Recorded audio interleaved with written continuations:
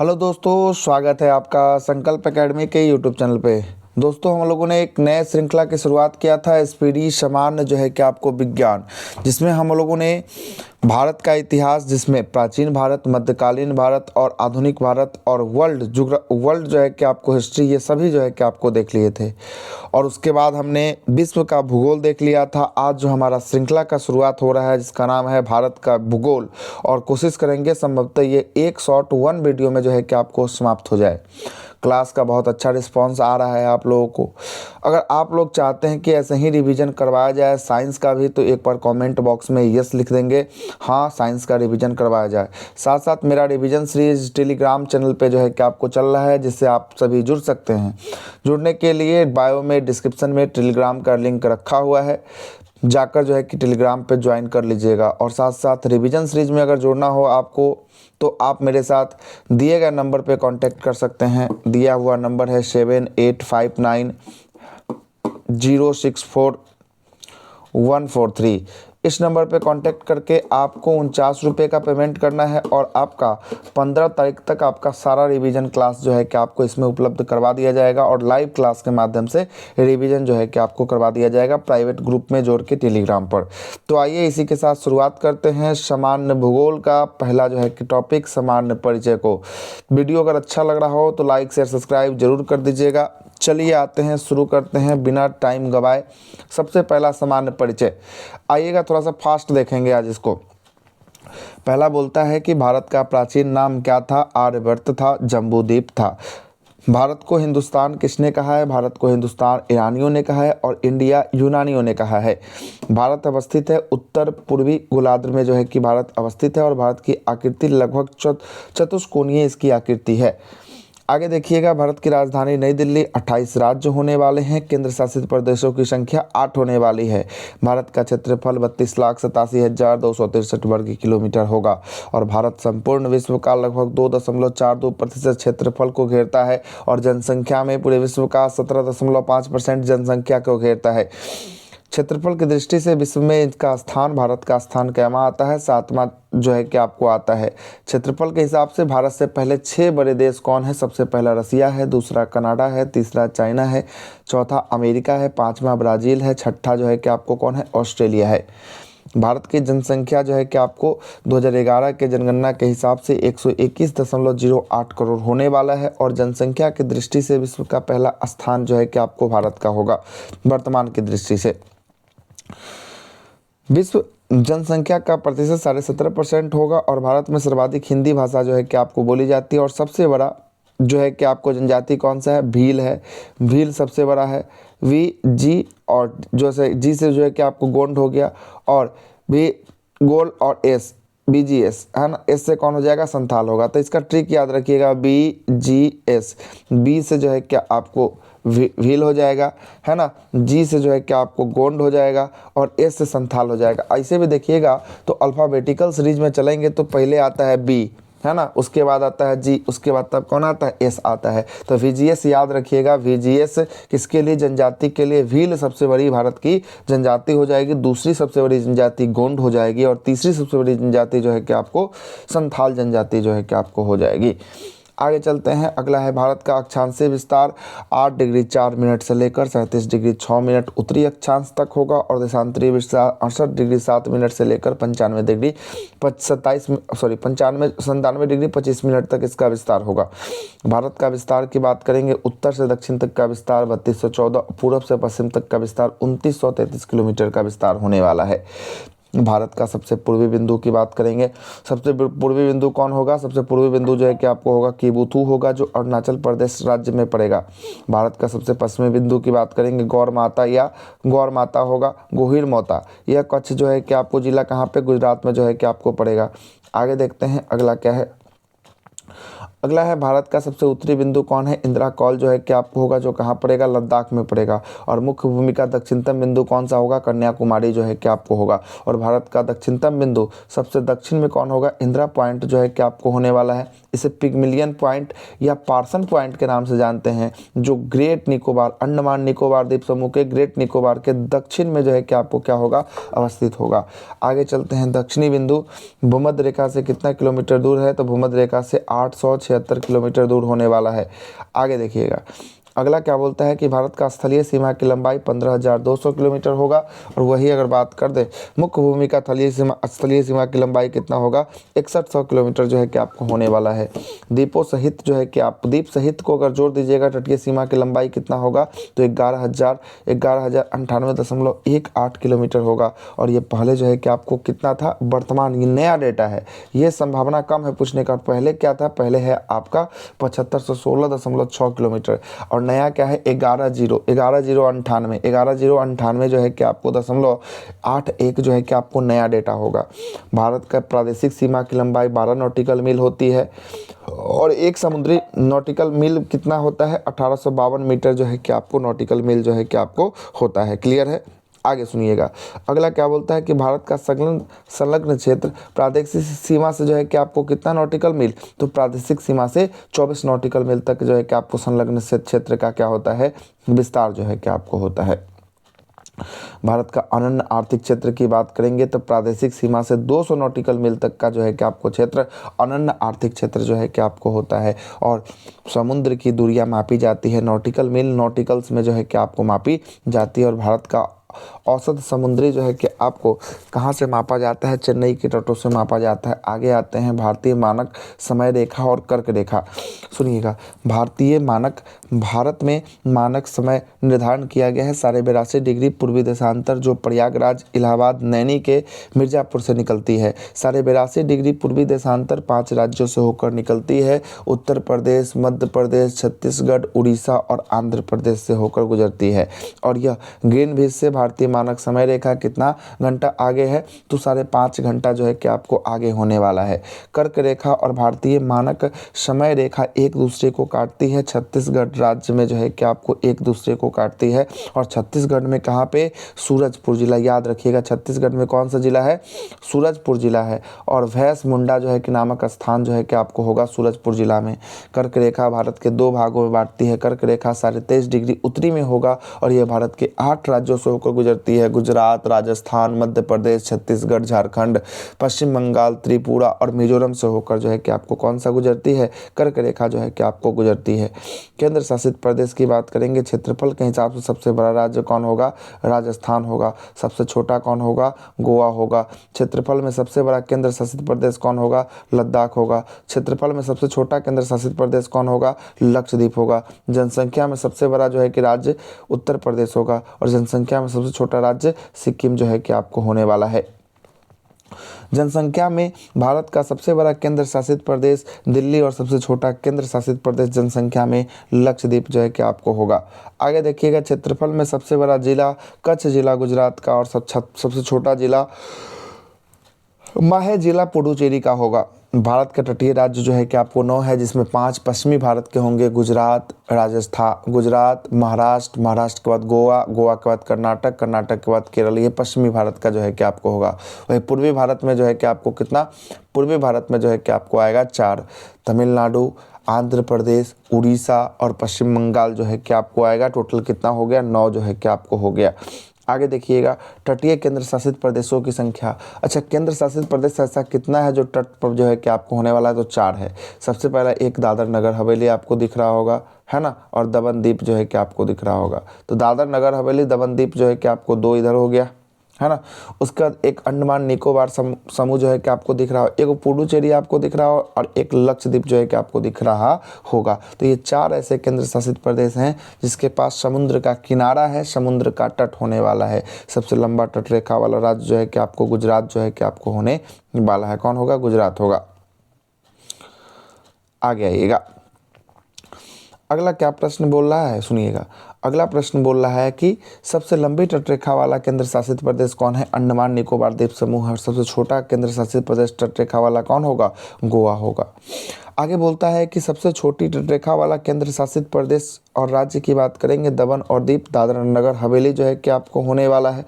भारत का पर्वत की बात कर लेते हैं, क्या है, देखिएगा। सबसे पहला बोलता है कि भारत के कुल भू क्षेत्रों में पर्वत का हिस्सा कितना परसेंट है, 30% हिस्सा जो है कि आपको पर्वतों का होगा। और सबसे प्राचीनतम पर्वत की बात करेंगे, अरावली पर्वत कहाँ का, राजस्थान का अरावली पर्वत होने वाला है।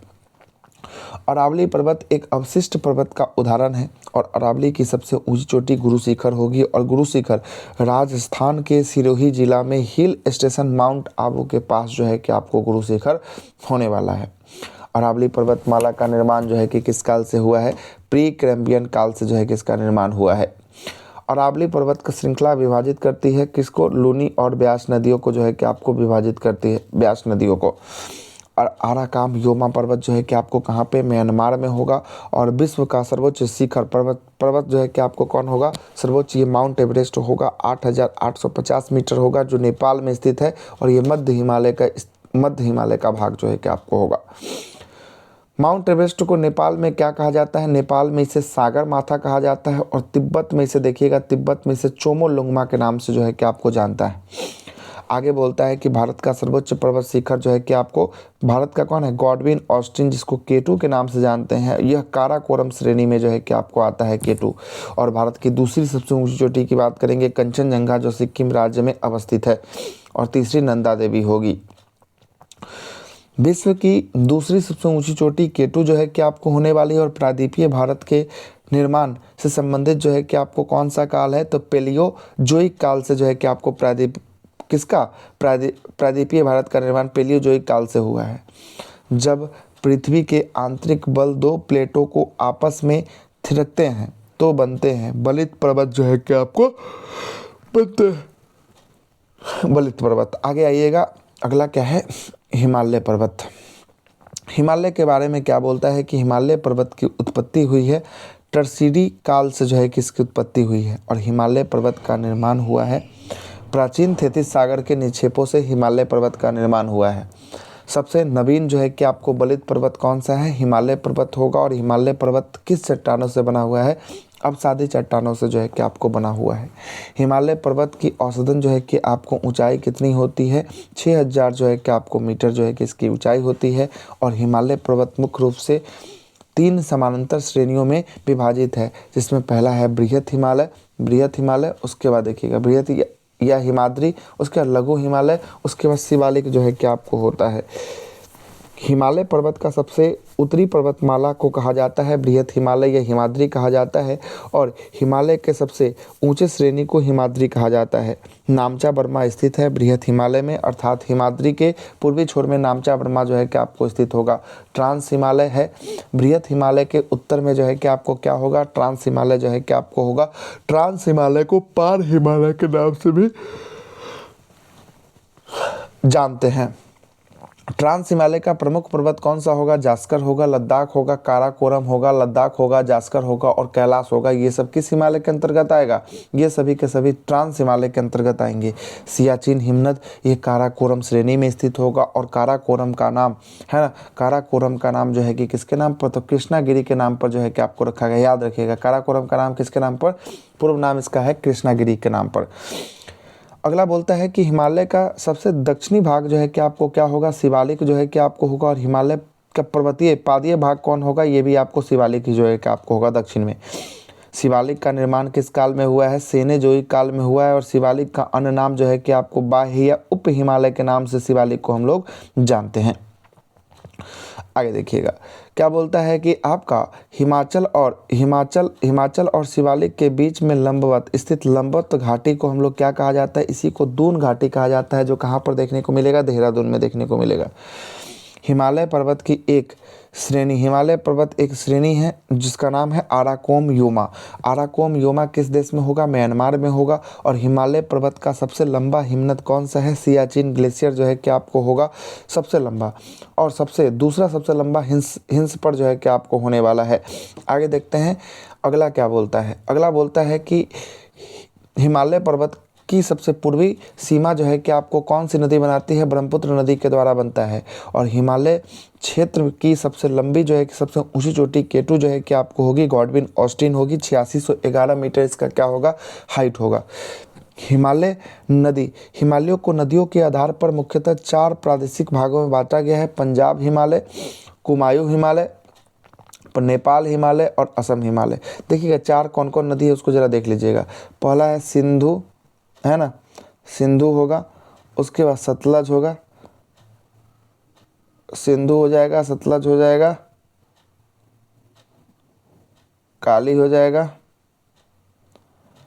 तीस्ता हो जाएगा और दिहांग हो जाएगा, तीस्ता और दिहांग।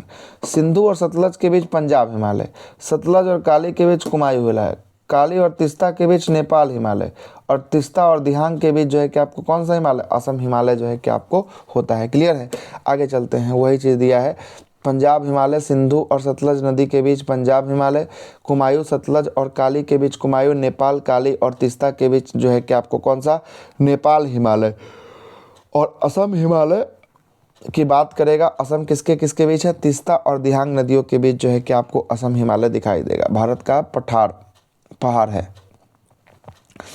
आइएगा, सबसे पहला बोलता है कि सतपुरा की पहाड़ी स्थित है, नर्मदा और ताप्ती नदी के मध्य सतपुरा की पहाड़ी स्थित होगी। सतपुरा की पहाड़ी मध्य प्रदेश में स्थित होगा और सतपुरा रेंज का सर्वोच्च जो है कि आपको शिखर कौन होगा, सतपुरा की सबसे ऊंची चोटी धूपगढ़ी होगी। धूपगढ़ी स्थित है पंचमढ़ी मध्य प्रदेश में स्थित होगा और महादेव की पहाड़ी सतपुरा पर्वत श्रेणी में हो। सतपुरा पर्वत श्रेणी के भाग है जो मध्य प्रदेश में स्थित होगा, महादेव पर्वत श्रेणी। आगे आते हैं, भारत के पूर्वी घाट का सबसे ऊंचा चोटी कौन है, जिंदा गढ़ा जो है कि आपको होगा 1690 मीटर। लेकिन कहीं कहीं आपको देखने को महेंद्रगिरी भी आपको दिखाई देने वाला है। आगे देखिएगा, अगला बोलता है कि जिंदा गढ़ा चोटी अवस्थित है आंध्र प्रदेश के विशाखापट्टनम जिला के अराकू घाटी में स्थित है। भारत के पूर्वी घाट की दूसरी सबसे ऊंची चोटी कौन सी है, महेंद्रगिरी है, जो गजपति जिला उड़ीसा में होने वाला है। पश्चिमी घाट कैसा पर्वत है, पश्चिमी घाट एक भ्रंश जो है कि आपको कगार का पर्वत जो है कि आपको होने वाला है। और भारत में पश्चिमी घाट की सबसे ऊंची चोटी जो है कि आपको कौन सी होगी, अनाईमुडी होगी, जो इडुक्की जिला केरल में होने वाला है। दक्षिण भारत या प्रायद्वीपीय भारत का सबसे ऊंचा चोटी कौन है, अनाईमुडी जो है कि आपको होने वाला है। अनाईमुडी स्थित है अन्नामलाई पहाड़ी पर जो है कि आपको अनाईमुडी चोटी जो है कि आपको क्या होगा, स्थित जो है कि आपको होने वाला है। और महाराष्ट्र और कर्नाटक के पश्चिमी घाट को कहलाता है। महाराष्ट्र कर्नाटक के पश्चिमी घाट को क्या कहते हैं, सह्याद्री के नाम से जो है कि हम लोग जानते हैं। और सह्याद्री का निर्माण जो है कि आपको किससे, पश्चिमी घाट में जो है कि आपको हुआ है। उत्तरी सह्याद्री का सबसे ऊंची चोटी, सह्याद्री श्रेणी का अन्य नाम जो है कि पश्चिमी घाट है। उत्तरी सह्याद्री का सबसे ऊंची चोटी कालसूबाई है। दक्षिण सह्याद्री का सबसे ऊंची चोटी कुद्रेमुख जो है कि आपको होने वाला है। और उत्तरी सह्याद्री की दूसरी सबसे ऊंची चोटी कौन है, महाबलेश्वर जो है कि आपको दूसरी सबसे ऊंची चोटी है।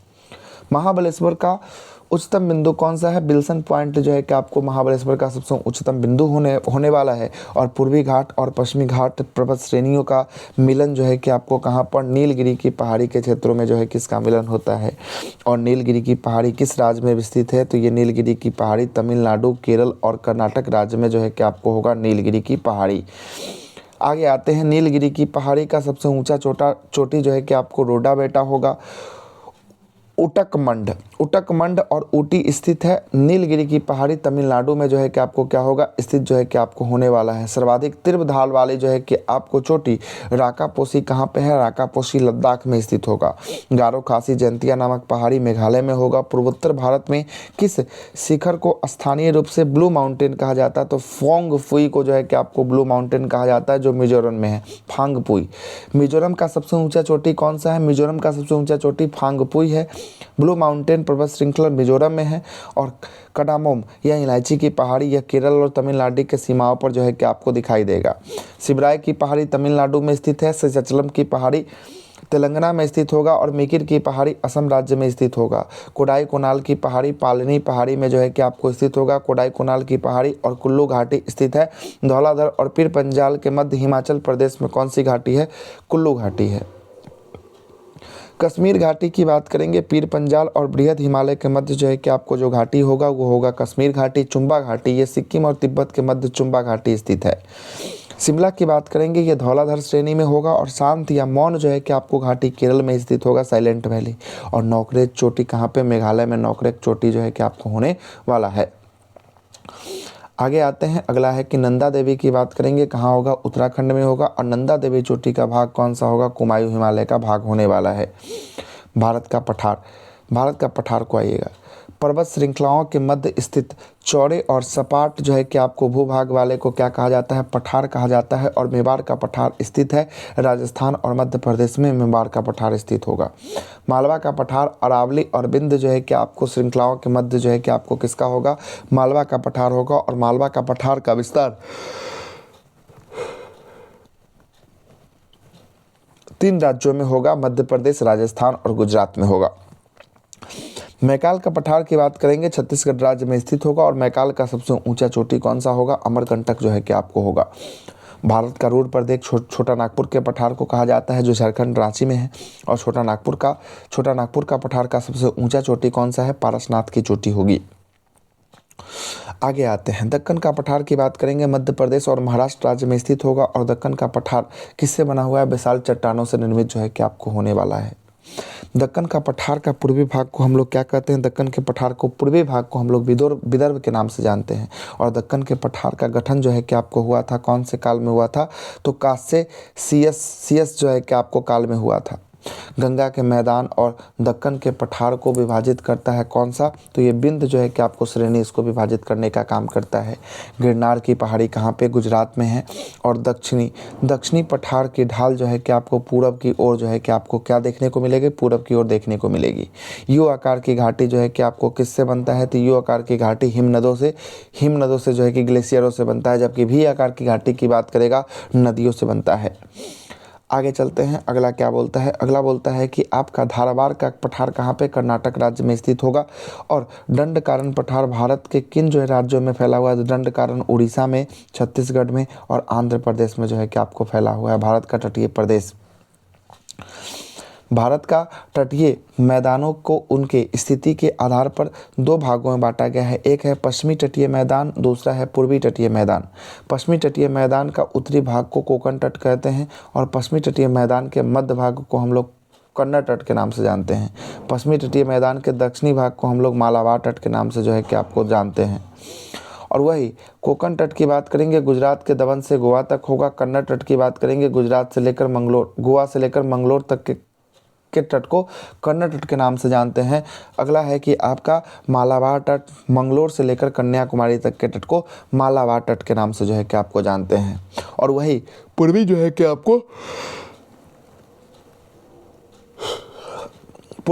आपको तटीय मैदान का दक्षिणी जो है कि आपको भाग कौन सा होगा, कोरोमंडल का तट जो है कि आपको होने वाला है। तमिलनाडु और आंध्र प्रदेश तक के तट को कोरोमंडल तट के नाम से जो है कि आपको जानते हैं।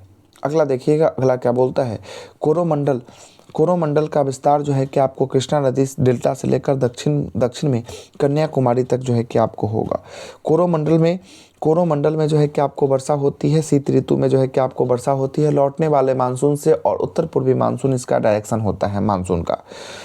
कोरोमंडल, अगला है कि पूर्वी तट का उत्तरी भाग को हम लोग उत्तरी सरकार तट के नाम से जानते हैं और उत्तरी सरकार तट का विस्तार उड़ीसा और आंध्र प्रदेश में फैला हुआ है। बंगाल की खाड़ी के साथ लगे भारतीय तटीय मैदान को क्या कहा जाता है, उत्तरी सरकार तट या कोरोमंडल तट के नाम से जानते हैं। और महिम तट की बात करेंगे, ये महिम तट कहाँ पे होगा, महिम तट जो है कि आपको महाराष्ट्र में होने वाला है। भारत का प्रमुख दर्रा, बहुत इंपॉर्टेंट सेशन है दर्रा।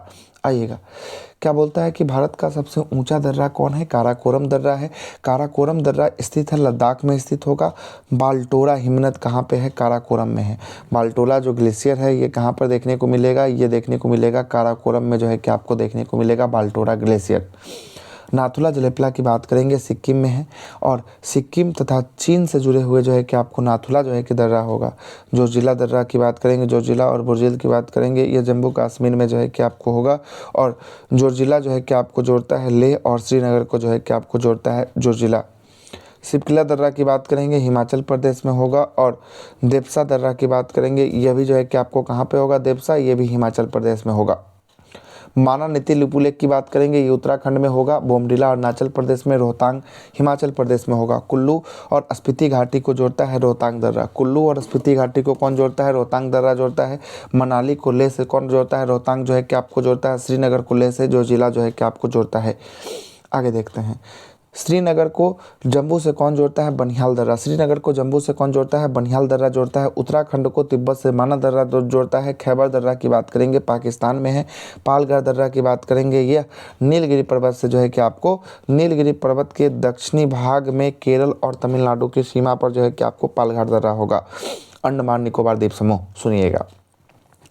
भारत के द्वीप समूह को दो भागों में विभाजित किया गया है। पहला है आपका लक्षद्वीप समूह, दूसरा है आपका अंडमान निकोबार द्वीप समूह। अंडमान निकोबार द्वीप समूह बंगाल की खाड़ी में स्थित ज्वालामुखी निर्माण द्वीप जो है कि आपको होगा, और अंडमान निकोबार द्वीप समूह को अलग करता है 10 डिग्री चैनल अलग करता है। अंडमान निकोबार द्वीप समूह में कुल 572 द्वीप जो है कि आपको होने वाले हैं, और अंडमान निकोबार की राजधानी पोर्ट ब्लेयर होगा। पोर्ट ब्लेयर स्थित है दक्षिणी अंडमान द्वीप पर, पोर्ट ब्लेयर राजधानी इसका स्थित होगा, और पोर्ट ब्लेयर का नया नाम न्यू विजयपुरम जो है कि आपको होने वाला है। अंडमान निकोबार की सबसे ऊंची चोटी सैंडल पीक होगी, जो उत्तरी अंडमान के मध्य जो है कि आपको होने वाली है सैंडल पीक। आगे आगे क्या बोलता है, अगला बोलता है कि अंडमान निकोबार द्वीप समूह की दूसरी सबसे ऊंची चोटी जो है दूसरी सबसे ऊंची चोटी कौन सी होगी, माउंट थुलियर होगी। और ये माउंट थुलियर कहाँ पे है, ग्रेट निकोबार में स्थित जो है कि आपको होगा।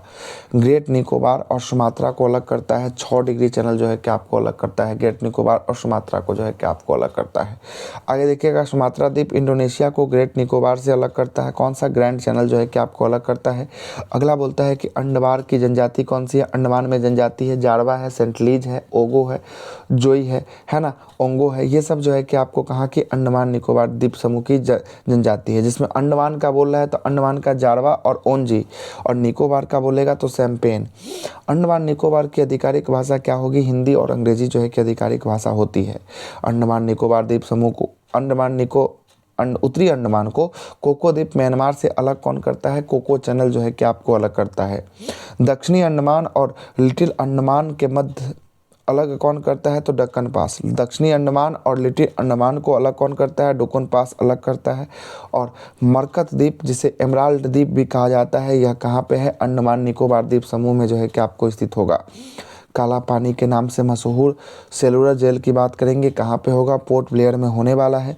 और अगला बोलता है कि भारतीय क्षेत्र में 2 ज्वालामुखी द्वीप है, जिसका नाम है बैरन और नारकोंडम, जिसमें भारत में एक बात सक्रिय ज्वालामुखी जो है कि आपको बैरन होगा, और ये बैरन कहाँ पे, मध्य अंडमान के पूर्वी भाग में होगा। जबकि एक सुषुप्त ज्वालामुखी है जिसका नाम है नारकोंडम, नारकोंडम उत्तरी अंडमान के पूरब में होगा। दोनों है पूरब में, लेकिन बैरम जो है ये मध्य अंडमान के पूरब में होगा, जबकि नारकोंडम जो है ये उत्तरी अंडमान के पूरब में होगा। रॉस द्वीप, जिसको सुभाष चंद्र बोस द्वीप कहा जाता है, और नील द्वीप, जिसको शहीद द्वीप कहा जाता है, यह कहाँ पे, अंडमान निकोबार द्वीप समूह में है। हैवलॉक द्वीप, जिसे स्वराज द्वीप कहा जाता है, ये पोर्ट ब्लेयर के उत्तर पूर्वी और अंडमान द्वीप में जो है कि आपको स्थित होगा।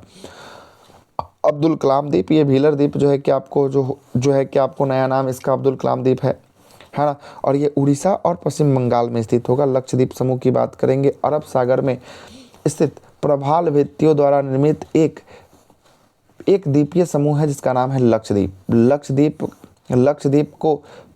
लक्षद्वीप को पहले किस नाम से जाना जाता था, तो पहले जो है कि आपको लंका द्वीप, किसको, लंका द्वीप या मिनिक्वाय या एनीमी द्वीप के नाम से जो है कि आपको जाना जाता था। इसका नाम लक्षद्वीप पड़ता है, 1973 में इसका नाम लक्षद्वीप पड़ता है। और इसकी राजधानी क्या थी, इसकी राजधानी कावारती जो है कि इसकी राजधानी थी। लक्षद्वीप में द्वीपों की संख्या कितनी है, 36 है, और लक्षद्वीप में प्रवाल द्वीपों की संख्या 12 है। लक्षद्वीप में जो है कि मिनिक्वाय मालदीप से कौन अलग होता है, 8 डिग्री अलग होता है। लक्षद्वीप और मिनिक्वाय से कौन अलग होता है, 10 डिग्री जो है कि आपको अलग होता है। लक्षद्वीप समूह का सबसे बड़ा द्वीप ऑन्ड्राट जो है कि आपको द्वीप होगा, और लक्षद्वीप समूह का सबसे छोटा द्वीप जो है कि आपको कौन होगा, बेट्रा द्वीप होगा। लक्षद्वीप निवासियों की भाषा जो है कि आपको कौन सी भाषा है, मलयालम भाषा जो है कि आपको होने वाला है। आगे देखिएगा अगला क्या बोलता है, अगला बोलता है कि पंबन द्वीप जिसे आदम के ब्रिज के नाम से जो है कि आपको जाना जाता है, पंबन द्वीप है ना, भारत और श्रीलंका के मध्य जो है कि आपको मन्नार की खाड़ी में स्थित होगा ये पंबन द्वीप। और न्यू मोर द्वीप की बात करेंगे, बंगाल की खाड़ी में स्थित होगा। न्यू मोर द्वीप जो है कि आपको स्थित होगा।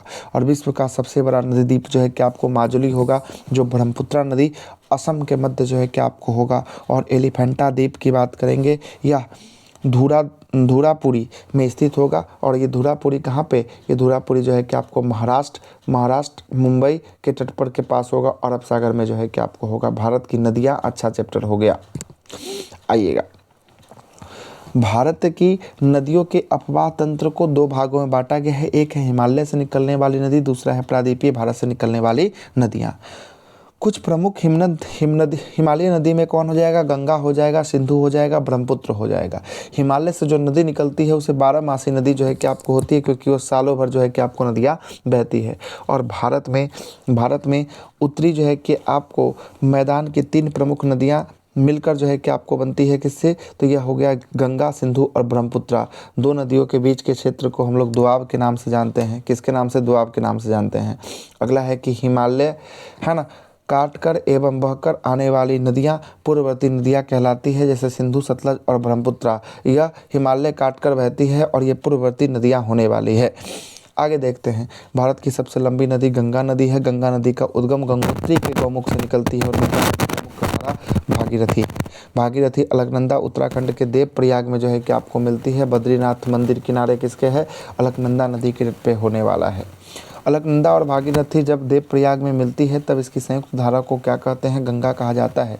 गंगा पर्वतीय भागों को छोड़कर मैदानी भागों में हरिद्वार के पास जो है कि प्रवेश करती है। गंगा के किनारे स्थित सबसे बड़ा शहर कानपुर होगा। बांग्लादेश में गंगा को पद्मा कहा जाता है और गंगा और ब्रह्मपुत्र के संयुक्त धारा को बांग्लादेश में मेघना कहा जाता है। गंगा और ब्रह्मपुत्र समुद्र में विलीन होने से पहले जो है कि आपको किस नाम से जानी जाती है? मेघना के नाम से जानी जाती है। और गंगा का सबसे लंबा सहायक नदी यमुना होगा। यमुना नदी का उद्गम बंदरपुछ के यमुनोत्री हिमानी पर जो है कि आपको होगा। गंगा नदी का एकमात्र सहायक नदी कौन होगा जिसका उद्गम मैदानी भागों से होता है? गोमती नदी। बहुत अच्छा सवाल है। गंगा नदी का एकमात्र सहायक नदी जिसका उद्गम मैदानी भागों से होता है कौन हो जाएगा? गोमती नदी हो जाएगा। सुंदरबन डेल्टा का निर्माण जो है कि आपको गंगा और ब्रह्मपुत्र नदी से जो है कि आपको निर्माण हुआ है, सुंदरबन डेल्टा का निर्माण। आगे देखिएगा, अगला है कि आपका भारत का सबसे चौड़ा नदी कौन हो जाएगा? ब्रह्मपुत्र नदी जो है कि आपको हो जाएगा। ब्रह्मपुत्र का उद्गम तिब्बत के मानसरोवर झील के निकट चोमो यमडुंग ग्लेशियर से जो है कि आपको होता है। ब्रह्मपुत्र नदी भारत में प्रवेश करती है अरुणाचल प्रदेश के नामचा बर्मा से जो है कि आपको प्रवेश करती है। और अरुणाचल प्रदेश में दर्रा की बात करेगा, यांगयाप दर्रा से यह जो है कि आपको किसमें? भारत में जो है कि आपको प्रवेश करने का काम जो है कि आपको करती है। आगे देखिएगा, अगला क्या बोलता है कि विश्व का सबसे बड़ा नदी द्वीप जो है कि आपको माजुली द्वीप होगा। कौन सा द्वीप होगा विश्व का सबसे बड़ा नदी द्वीप? ये माजुली द्वीप होगा। और माजुली द्वीप की बात करेंगे कहाँ पे? असम में जो है कि आपको होने वाला है। असम के जोरहाट में जो है कि आपको माजुली द्वीप होने वाला है। ठीक है, माजुली द्वीप जो है कि आपको असम के जोरहाट में होगा। और ये ब्रह्मपुत्र नदी पर बना हुआ सबसे बड़ा द्वीप जो है कि आपको कौन सा होगा? माजुली द्वीप जो है कि आपको होने वाला है। कौन होगा? माजुली द्वीप जो है कि आपको होने वाला है। आगे देखिएगा, अगला क्या बोलता है। अगला बोलता है कि मानस और लोहित सहायक है किसकी? ब्रह्मपुत्र की सहायक है। और ब्रह्मपुत्र को तिब्बत में सांगपो, अरुणाचल प्रदेश में दिहांग, असम में इसको ब्रह्मपुत्र और बांग्लादेश में इसको जमुना के नाम से जो है कि आपको जानते हैं। आगे देखिएगा, अगला क्या बोलता है। अगला बोलता है कि विश्व का सबसे बड़ा नदी डेल्टा कौन बनाता है? सुंदरबन नदी डेल्टा जो है कि आपको बनाता है। और ये कौन? गंगा और ब्रह्मपुत्र नदी के संगम पर जो है कि आपको बनता है। सुंदरबन का डेल्टाई का क्षेत्र जो है कि आपको बनता है। सुंदरबन की बात करेंगे, हाँ, सुंदरबन क्या बोल रहा है? सुंदरबन डेल्टा जो है कि आपको स्थित है, यह भारत और बांग्लादेश में जो है कि आपको स्थित है। और इसकी आकृति कैसी है? इसकी आकृति जो है कि आपको त्रिभुजाकार आकृति देखने को मिलेगी। डेल्टा बनती है, डेल्टा बनाने वाली नदी कौन सी है? कावेरी हो जाएगी, गंगा हो जाएगी, महानदी हो जाएगी। बिहार का शोक कोसी को कहा जाता है। और कोसी नदी गंगा में मिलती है। कुर्सेला क्षेत्र कटिहार में मिलती है और वह स्थान बिहार के कटिहार जिला में है। कोसी मैदान का समुद्र तल से ऊंचाई कितना है? 300 मीटर इसकी ऊंचाई है। पुनपुन नदी जो है कि आपको गंगा में फतुहा में मिलती है। बंगाल का शोक दामोदर नदी को कहा जाता है। उड़ीसा का शोक महानदी को कहा जाता है। और दामोदर नदी निकलती है छोटा नागपुर के पठार से जो है कि आपको निकलती है। जैविक मरुस्थल वाला नदी किसे कहा जाता है? दामोदर नदी को कहा जाता है। और एडन नहर किस नदी पर बनाया गया है? दामोदर नदी पर एडन नहर जो है कि आपको बनाया गया। बहुत अच्छा सवाल है। संकोच नदी किन 2 राज्यों के बीच सीमा को निर्धारण करती है? असम और अरुणाचल प्रदेश के बीच सीमा का निर्धारण संकोच नदी करती है। केदारनाथ रुद्रप्रयाग के मध्य जो है कि आपको बहती है कौन सी नदी? मंदाकिनी नदी बहती है। और सोन नदी का उद्गम अमरकंटक के पहाड़ी से होता है। अमरकंटक कहाँ पे स्थित है? मैकाल श्रेणी में स्थित होगा। गंडक नदी नेपाल में इसे किसके नाम से जानते हैं? गंडक को सदानीरा के नाम से जानते हैं या शालिग्राम के नाम से जो है कि आपको जाना जाता है। अगला प्रश्न सुनिएगा, जो नदी डेल्टा नहीं बनाती है उसके मुहाने को कहा जाता है एस्चुरी या ज्वार नदमुख कहा जाता है। डेल्टा नहीं बनाने वाली नदी मुख्य रूप से नर्मदा और ताप्ती नदी होती है। और नर्मदा और ताप्ती नदी ज्वार नदमुख जो है कि आपको बनाती है। भारत में सबसे बड़ी नदी नदी मुख्य जो है कि आपको किस नदी का मुहाना का है, तो हुगली नदी का मुहाना सबसे बड़ा मुहाना जो है कि आपको होगा। विश्वासघाती नाम के नाम से किस नदी को जानते हैं, हुगली को जानते हैं। वंश घाटी से होकर बहती है नर्मदा नदी, है ना। सिंधु नदी का उद्गम तिब्बत के कैलाश के मानसरोवर झील के पास उत्तर दिशा में से है कि आपको होता है। सिंधु नदी की लंबाई 2900 किलोमीटर होगी और भारत और पाकिस्तान के मध्य जो है कि आपको सिंधु जल समझौता कब हुआ था, 1960 में हुआ था। सिंधु जल समझौता के अनुसार भारत ने इस नदी पर संपूर्ण जो है कि आपको जल का केवल और केवल ऊपर वाला नदी का जो केवल कितना 20%। सिंधु जल समझौता में सुनिएगा 5 गो नदी है। पहला हो जाएगा सिंधु, उसके बाद हो जाएगा झेलम, उसके बाद हो जाएगा रावी, उसके बाद हो जाएगा ब्यास, उसके बाद हो जाएगा सतलज। एगो छूट गया है, रावी के बाद चिनाब छूट गया है, चिनाब जो है कि आपको छूट गया, यहाँ लिख देते हैं, ठीक है, चिनाब। अब जरा समझिएगा, ऊपर वाला सिंधु झेलम है ना, चिनाब, ये सिंधु झेलम चिनाब का 80% पानी जो है कि आपको पाकिस्तान यूज करेगा और 20% पानी जो है कि आपको भारत यूज करेगा। रावी ब्यास सतलज का 80% जो है कि पानी भारत यूज करेगा और 20% कौन यूज करेगा, पाकिस्तान यूज करेगा। आगे देखिएगा अगला क्या बोलता है। अगला बोलता है आपका सिंधु नदी की सबसे लंबी सहायक नदी कौन है, चिनाब नदी जो है कि आपको होगी। और चिनाब नदी हिमाचल प्रदेश में जो है कि आपको चंद्र और भागा के नाम से जाना जाता है, चिनाब को कहा जाता है।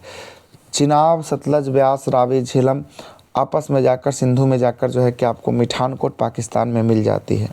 बगलिहार परियोजना, सलाल परियोजना, दुल्हत्ती परियोजना, यह सब किस नदी पर बनाया गया है, चिनाब नदी पर बनाया गया है। झेलम नदी का उद्गम स्थान जो है कि आपको वेरीनाग झील कश्मीर के निकट जो है कि आपको शेषनाग से निकलती है। तुलबुल परियोजना और उड़ी परियोजना जो है कि आपको किस नदी पर, जम्मू कश्मीर में झेलम नदी पर बनाया गया है। सतलज नदी का उद्गम स्थान तिब्बत में है। तिब्बत के मानसरोवर के निकट से राकसताल झील से जो है कि आपको निकलता है। और रिहंद नहर निकला गया है, सतलज नदी से ही निकला गया है। आगे देखिएगा, अगला है कि आपका रिहंद नहर निकाला गया है, सतलज से निकाला गया है। भाखड़ा नांगल बांध परियोजना, हरिके बैराज परियोजना, इंदिरा गांधी नहर परियोजना, यह सब जो है कि लाभान्वित होता है, सतलज नदी से लाभान्वित होता है। प्रायद्वीपीय भारत की नदी की बात कर लेते हैं। प्रायद्वीपीय भारत में नदी, दक्षिणी या प्रायद्वीपीय भारत की प्रमुख जो है कि नदियाँ गोदावरी, कावेरी, महानदी, कृष्णा और जो पूरब की ओर बहती है, जबकि नर्मदा, ताप्ती पश्चिम और माही पश्चिम की ओर जो है कि आपको बहती है। अधिकांश प्रायद्वीपीय नदियाँ मौसमी नदियाँ होती हैं, मतलब मौसम के आधार पर इस पर पानी प्राप्त होता है, मानसून में इसमें पानी जो है कि आपको मिलता है। नर्मदा नदी का उद्गम स्थान मैकाल पर्वत के अमरकंटक चोटी के मुहाने से जो है कि आपको निकलता है, अमरकंटक से, और यह अरब सागर में अपना जाकर जल को गिरा देता है। गुजरात की जीवन रेखा नर्मदा नदी को कहा जाता है। अरब सागर से निकलने वाली सबसे लंबी नदी नर्मदा होगी, जो वंश घाटी से होकर बहती है। सरदार सरोवर परियोजना नर्मदा नदी पर होगा। और प्रायद्वीपीय भारत की सबसे लंबी नदी गोदावरी होगी। गोदावरी नदी निकलती है महाराष्ट्र के मुंबई के निकट, नासिक के त्र्यंबकेश्वर से जो है कि आपको निकलती है। बिर्द गंगा या दक्षिणी गंगा के नाम से गोदावरी को जाना जाता है। कावेरी नदी का उद्गम स्थान कर्नाटक के जो है कि आपको कोडांगू जिला के ब्रह्मगिरी की पहाड़ी में स्थित होगा। और कावेरी नदी गिरती है बंगाल की खाड़ी में गिरती है। कावेरी नदी का कुल लंबाई 802 किलोमीटर होगा। दक्षिण भारत की गंगा किसे कहा जाता है, कावेरी को कहा जाता है। दक्षिण भारत की गंगा है ना कावेरी को, और दक्षिणी गंगा गोदावरी को। कावेरी जल विवाद जो है कि आपको तमिलनाडु, कर्नाटक, केरल और पुडुचेरी के मध्य है। किसके, तमिलनाडु है, कर्नाटक है, केरल है और पुडुचेरी के मध्य जो है कि आपको कावेरी जल विवाद जो है कि आपको होगा। महानदी की बात करेंगे। महानदी छत्तीसगढ़ के सिहावा श्रेणी से जो है कि आपको निकलती है। हीराकुंड बांध किस पर, महानदी पर बनाया गया है। अगला बोलता है कि कृष्णा नदी का उद्गम महाराष्ट्र में जो है कि आपको होता है। महाराष्ट्र के पश्चिमी घाट के महाबलेश्वर से निकलती है। कृष्णा नदी जल विवाद आंध्र प्रदेश, कर्नाटक और महाराष्ट्र में के मध्य जो है कि आपको कृष्णा नदी का विवाद है, 1957 से विवाद है।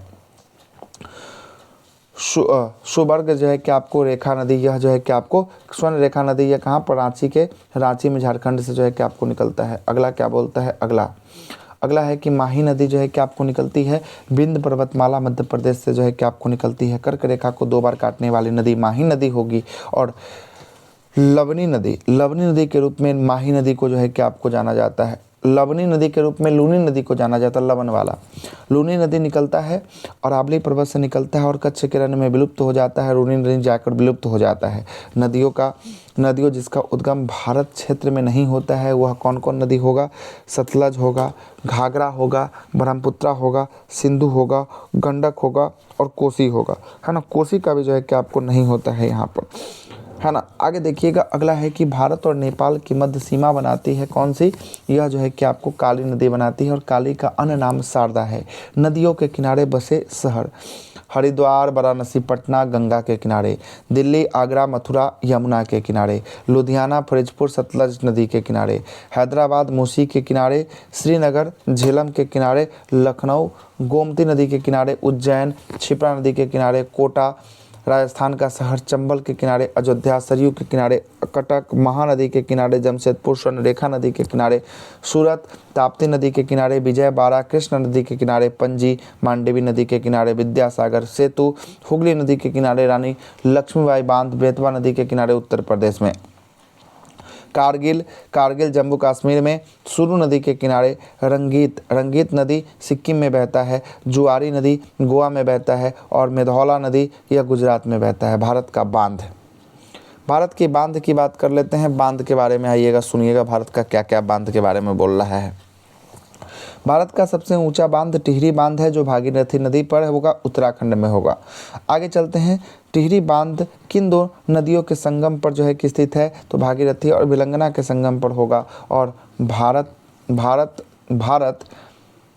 विश्व का सबसे लंबा बांध जो है कि आपको हीराकुंड बांध होगा जो महानदी पर स्थित होगा। मैटूर बांध की बात करेंगे कावेरी नदी पर तमिलनाडु राज्य में स्थित होगा। पोंग बांध की बात करेंगे ब्यास नदी हिमाचल प्रदेश में होगा। थीन बांध की बात करेंगे रावी नदी पंजाब में होगा। अलमाटी बांध की बात करेंगे कृष्णा नदी जो है कि आपको कर्नाटक में होगा। मैथन बेल पहाड़ी और तिलैया बांध की बात करेंगे दामोदर नदी दामोदर की सहायक बराकर नदी पर होगा। और भारत का सबसे बड़ा रबर का बांध फल्गु नदी पर गया जी में जो है कि आपको बनाया गया है। गांधी सागर बांध चंबल नदी मध्य प्रदेश में होगा। और नींबू बांगजो बांध, ये नींबू बांगजो बांध की बात करेंगे सिंधु नदी पर बनाया गया है, लेह के पास लद्दाख में नींबू बांगजो बांध। नागार्जुन सागर बांध जो है कि कृष्णा नदी पर है, तेलंगाना आंध्र प्रदेश की सीमा पर। और रामागुंडम बांध स्थित है गोदावरी नदी पर जो है कि आपको स्थित होगा। रंगा बांध अरुणाचल प्रदेश में होगा। अगला बोलता है कि किसने बांधों को आधुनिक भारत का मंदिर कहा है? जवाहरलाल नेहरू ने कहा है। भारत का प्रमुख झील, आइए झीलों पे चर्चा करते हैं। भारत का सबसे बड़ा लैगून, नमकीन और खारे पानी का झील चिल्का झील जो उड़ीसा में होगा। चिल्का झील प्रसिद्ध है झींगा मछली पालन के लिए। भारत में सबसे मीठे पानी के सबसे बड़े झील बुलर झील कश्मीर और इसी झील पर तुलबुल परियोजना बनाया गया है। आगे आते हैं, भारत का सबसे बड़ा कृत्रिम झील गोविंद वल्लभ पंत सागर झील जो रिहंद नदी के पीछे रिहंद बांध के पीछे जो है कि आपको उत्तर प्रदेश और मध्य प्रदेश की सीमा पर है। भारत की दूसरी सबसे बड़ी कृत्रिम झील जयसंबत झील हो जाएगा जो उदयपुर राजस्थान में हो जाएगा। जयसंबत झील का अन्य नाम ढेबर झील के नाम से जानते हैं। और भारत में सबसे अधिक ऊंचाई पर स्थित झील कौन सा हो जाएगा? चोलामू झील जो है कि आपको सिक्किम में हो जाएगा। तीस्ता नदी का उद्गम जो है कि आपको चोलामू झील से जो है कि आपको होता है। और पूर्वोत्तर भारत की सबसे बड़ी मीठे पानी का झील लोकटक झील कहाँ पे होगा? मणिपुर में होगा। तैरता द्वीपों का झील किसे कहा जाता है? लोकटक झीलों को तैरता द्वीपों का झील कहा जाता है। और लोकटक झील में एकमात्र राष्ट्रीय उद्यान है जिसका नाम है केबुल लामजाओ राष्ट्रीय उद्यान। गांधी सागर मध्य प्रदेश, महाराणा प्रताप सागर और जवाहर सागर राजस्थान में है। किस नदी पर होगा? चंबल नदी पर होगा। हुसैन सागर झील यह जो है कि आपको हैदराबाद और सिकंदराबाद के मध्य तेलंगाना में होगा। पुलिकट झील आंध्र प्रदेश और तमिलनाडु राज्य के सीमा के मध्य एक लैगून झील का उदाहरण है। बेरीनाग, मानसबल, शेषनाग, नागिन, डल झील यह सब कहाँ है? जम्मू कश्मीर में स्थित होगा।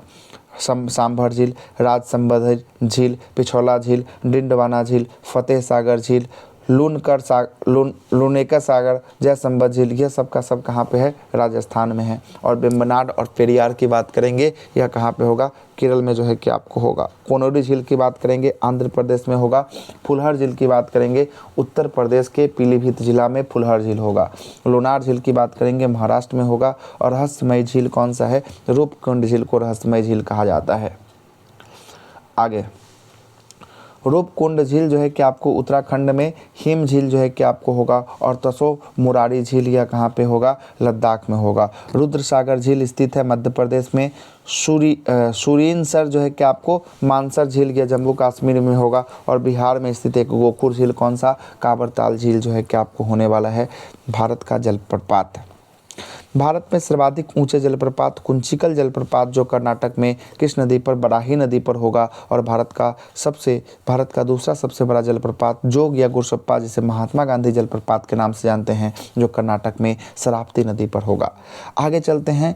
चौड़ा क्या बोलता है कि चौड़ाई की दृष्टि से भारत का सबसे बड़ा जलप्रपात जो है कि आपको जोग या गुरसप्पा जलप्रपात जो है कि आपको होगा। जोग या गुरसप्पा जलप्रपात जो है कि आपको होगा। धुआंधार जलप्रपात नर्मदा नदी पर जबलपुर मध्य प्रदेश के निकट होगा।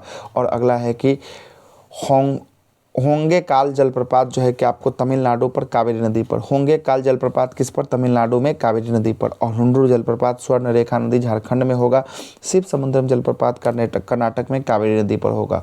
काकोलक जलप्रपात बिहार में नवादा में जो है कि आपको होगा। और गोकक जलप्रपात घाट प्रवाह नदी पर कर्नाटक के बेलगावी जिला में होगा। दूध सागर जलप्रपात गोवा और कर्नाटक के सीमा पर मंडोवी नदी पर जो है कि आपको होगा। वसुधारा जलप्रपात की बात करेंगे, यह अलकनंदा नदी पर वसुधारा जलप्रपात होगा।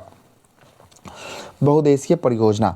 स्वतंत्र भारत की पहली बहुउद्देशीय परियोजना दामोदर नदी घाटी परियोजना, जो अमेरिका के टेनेसी नदी घाटी परियोजना से आधारित है। दामोदर नदी घाटी परियोजना का विस्तार झारखंड और पश्चिम बंगाल राज्य में स्थित होगा। दामोदर नदी घाटी निगम की स्थापना जो है कि आपको कब हुई थी? तो इसकी स्थापना जो है शुरुआत हुआ था 1948 में। बहुउद्देशीय घाटी परियोजना को आधुनिक भारत का मंदिर किसने कहा है? जवाहरलाल नेहरू ने कहा है। और देश के सबसे बड़े बहुउद्देशीय नदी परियोजना सतलज नदी परियोजना है ना, सतलज नदी पर भाखड़ा नांगल बांध परियोजना है। नागार्जुन सागर परियोजना, यह कृष्णा नदी पर होगा, आंध्र प्रदेश और तेलंगाना में होगा। उड़ी परियोजना, यह तुलबुल नदी पर जो है कि उड़ी परियोजना और तुलबुल परियोजना जो है कि आपको झेलम नदी जम्मू कश्मीर में होगा। सरदार सरोवर परियोजना मध्य प्रदेश, गुजरात, महाराष्ट्र, राजस्थान से लाभान्वित ये होता है। गंडक परियोजना उत्तर प्रदेश और बिहार का संयुक्त जो है कि आपको परियोजना होगा। कौन सा? गंडक परियोजना। आगे चलते हैं। त्रिवेणी नहर से पानी जो है कि मिलता है। गंडक नदी से त्रिवेणी नहर को पानी मिलता है। और भारत का प्रथम न्यूक्लियर ऊर्जा स्टेशन स्थापित किया गया था 1969 में तारापुर महाराष्ट्र में जो है कि आपको बनाया गया था। अगला है कलपक्कम। कलपक्कम जो है कि आपको कलपक्कम जो है कि आपको पावर प्लांट कहाँ पे है? तमिलनाडु में होगा। नाभिकीय ईंधन के रूप में प्रयुक्त किया जाता है। यूरेनियम का प्रयोग किया जाता है और दूसरा थोरियम का प्रयोग जो है कि आपको किया जाता है। भारत में प्रचुर मात्रा में उपलब्ध नाभिकीय ईंधन कौन सा है? थोरियम होगा। रावत भाटा परमाणु विद्युत गृह राजस्थान में होगा। नरोरा उत्तर प्रदेश में होगा। काकरापार सूरत गुजरात में होगा। कैगा कर्नाटक में होगा। कोडमकुलम तमिलनाडु में होगा। और भारत का प्रथम जल विद्युत संयंत्र की स्थापना 1897 ईस्वी में दार्जिलिंग सिंद्रापोंग पश्चिम बंगाल में जो है कि आपको स्थापित किया गया था। भारत का प्रथम, याद रखिएगा, अच्छा सवाल है, भारत का प्रथम जल विद्युत जो है कि आपको क्या है? संयंत्र की स्थापना 1897 दार्जिलिंग में सिंद्रापोंग में जो है कि आपको पश्चिम बंगाल में इसको बनाया गया था। शिव समुद्रम जो है कि जल विद्युत केंद्र की स्थापना जो है कि आपको कब किया गया? 1902 ईस्वी में किया गया था। कावेरी नदी के तट पर कर्नाटक में किया गया था। और कालपोंग जल विद्युत परियोजना जो है कि अरुणाचल प्रदेश में होगा। और मानगुरु जल संचय जो है कि स्थित है कहाँ पे? तेलंगाना में। थाल गुरु जल संचय प्लांट कहाँ पे है? महाराष्ट्र में है। और चूखा जल विद्युत परियोजना यह भूटान में होने वाला है। आगे आइएगा, अगला क्या है? खनिज और उत्पादन जो है कि आपको ऊर्जा समाधान जो है कि आपको संसाधन होगा। एगो सवाल फिक्स है यहाँ से। बेलाडीला किसके लिए प्रसिद्ध है? लौह अयस्क के लिए प्रसिद्ध है। बेलाडीला लौह अयस्क का खान कहाँ पे? छत्तीसगढ़ में होगा। मयूरभंज खान जो है कि लौह अयस्क के लिए है, कहाँ पे है? उड़ीसा में है। भारत का सबसे अधिक जो है कि आपको क्षमता वाला तेल शोधक कारखाना जो है कि जामनगर रिफाइनरी कहाँ होगा? गुजरात में जो है कि आपको होगा जामनगर रिफाइनरी होगा। आगे क्या बोलता है? सबसे अधिक जो है कि आपको क्षमता वाला परमाणु ऊर्जा संयंत्र कुडमकुलम जो है कि आपको होगा, जो तमिलनाडु में स्थित होगा। और तालचर कोयला का क्षेत्र उड़ीसा में होगा, उड़ीसा में होगा। और कोरबा कहाँ पे होगा? कोरबा कोयला का क्षेत्र छत्तीसगढ़ में होगा। दीन बंधु जो है कि आपको छोटा राम थर्मल पावर प्लांट जो है कि आपको कहाँ पे है? करंट का अच्छा सवाल है ये, है ना। यमुनानगर जो है कि आपको हरियाणा में होगा। और भूरा कोयला कहलाता है, लिग्नाइट को कहते हैं। कोरापुट जो है कि आपको बॉक्साइट के लिए उड़ीसा में जो है कि स्थित होगा। कोरबा कोयला खान जो है कि आपको छत्तीसगढ़ में होगा। कोलार जो है कि आपको किसके लिए? कर्नाटक में सोना के लिए होगा। नामचिक नामफुक जो है कि आपको क्षेत्र कहाँ पे? अरुणाचल प्रदेश में होगा। बालाघाट खान मैग्नीज के लिए मध्य प्रदेश में होगा। भारत का प्रथम जो है कि आपको जल विद्युत संयंत्र की स्थापना कहाँ किया गया था? दार्जिलिंग में। सिंद्रे पोंग अभी देखे थे हम लोग, वही है आपका भारत की जलवायु। कौन है? भारत की जलवायु जो है कि आपको होगी। आइए भारत की जलवायु पे चर्चा कर लेते हैं। भारत की जलवायु पहला क्या बोलता है कि भारत की जलवायु उष्णकटिबंधीय मानसून जलवायु है। और भारत की जलवायु के बारे में बोल रहा है कि मानसून शब्द की उत्पत्ति अरबी भाषा से हुई है। और मानसून में अधिकतर वर्षा जो है कि आपको दक्षिणी पश्चिमी मानसून में होता है भारत में। और भारत के पश्चिमी जो है कि आपको समुद्री तट पे वर्षा होती है, दक्षिणी पश्चिमी मानसून से होती है। और भारत के दक्षिण पश्चिम मानसून का समय क्या होता है? जून से लेकर सितंबर के महीने तक होता है। भारत में मानसून का आगमन सबसे पहले जो है कि आपको किस राज्य में? केरल में होता है। आगे देखिएगा, केरल के कोरोमंडल तट पे सबसे पहला जो है कि बारिश होती है। भारत में शीतकाल में मालाबार तट पे, कोरोमंडल तट पे तो जो है कि आपको क्या होगा? लौटने वाली मानसून से जो है कि आपको बारिश सबसे अधिक कहाँ होगी? देखिएगा वही दिया है। भारत में शीतकाल में सर्वाधिक वर्षा कहाँ होती है? कोरोमंडल तट पे होती है, तमिलनाडु में जो है कि आपको होती है। जाड़ों के दिनों में तमिलनाडु के तट पर जो है कि आपको या कोरोमंडल तट पर वर्षा होती है, उत्तरी पूर्वी मानसून के कारण या लौटती हुई मानसून के कारण। भारत में लौटती मानसून की ऋतु की अवधि कब होती है? अक्टूबर नवंबर में जो है कि आपको होती है। आगे देखिएगा, अगला है कि तमिलनाडु के तट पर अधिकतर वर्षा जो है कि आपको होता है अक्टूबर नवंबर में होता है। और अगला बोलता है कि उत्तरी पश्चिमी भारत में शीतकाल में वर्षा जो है कि आपको किसके कारण? पश्चिमी विक्षोभ के कारण होता है। कोपेन के जलवायु के वर्गीकरण के अनुसार बिहार की जलवायु प्रदर्शित करता है CWG से। बिहार की जलवायु किससे प्रदर्शित करता है? CWG से जो है कि आपको। आगे चलते हैं। भारत की मानसून का आगमन सबसे पहले जो है कि जून के प्रथम सप्ताह में कहाँ पे? केरल में जो है कि आपको होता है। और विश्व में सर्वाधिक जो है कि वर्षा मेघालय के मासीराम में होता है। लगभग 1141 जो है कि आपको सेंटीमीटर यहाँ बारिश होती है। और मेघालय में ही गारो खासी जयंतिया नामक एक टीपाकार पर्वत के आकार में जो है कि आप बनाता है, जो भी बादल जाता है उसमें फंस जाता है। भारत में सबसे कम वर्षा लेह में होता है, इसलिए सूखा क्षेत्र लेह है। ठीक है। सुनामी आया था भारत में, कब आया था? 2004 में जो है कि आपको आया था, सुनामी आया था। भारत का औसत वर्षा जो है कि 125 सेंटीमीटर होता है। और भारतीय मौसम विभाग की स्थापना 1875 में, मुख्यालय कहाँ है? नई दिल्ली में होने वाला है। आगे चलते हैं। किसी भी क्षेत्र में जलवायु एवं पवन तंत्र किस पर निर्भर करता है? तो स्थान के अक्षांश एवं ऊंचाई पर जो है कि आपको निर्भर करता है। और बिहार में कितने प्रकार की जलवायु हैं? बिहार में 4 प्रकार की जलवायु होते हैं। उत्तरी भारत में शीत ऋतु में कब से लेकर कब तक जो है कि आपको रहता है? तो उत्तरी भारत में शीत ऋतु जो है कि आपको रहता है नवंबर से लेकर फरवरी तक जो है कि आपको रहता है, शीतलहरी जिसको कहते हैं। कर्नाटक और केरल में ग्रीष्म ऋतु में होने वाले वर्षा को आम्र वर्षा जो है कि आपको कहा जाता है, कर्नाटक और केरल में। पश्चिम बंगाल, असम में ग्रीष्मकालीन में चलने वाली पवनों को स्थानीय पवन के नाम से जो है कि काल वैसाखी या चाय वर्षा के नाम से जो है कि आपको जानते हैं। और भारत में नार्वेस्टर की उत्पत्ति कहाँ होती है? छोटा नागपुर के पठार से जो है कि आपको होती है। आगे देखिएगा अगला क्या बोलता है। अगला बोलता है कि भारत का वन क्षेत्र जो है कि आपको बोल रहा है।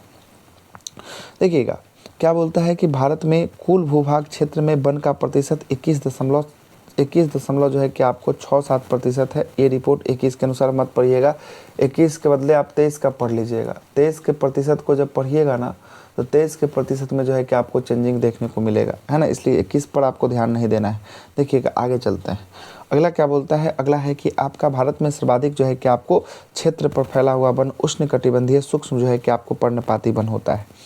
भारत में उष्णकटिबंधीय सदाबहार वन कहाँ पाए जाते हैं? केरल, कर्नाटक, असम, अरुणाचल प्रदेश, महाराष्ट्र और अंडमान निकोबार में पाए जाते हैं।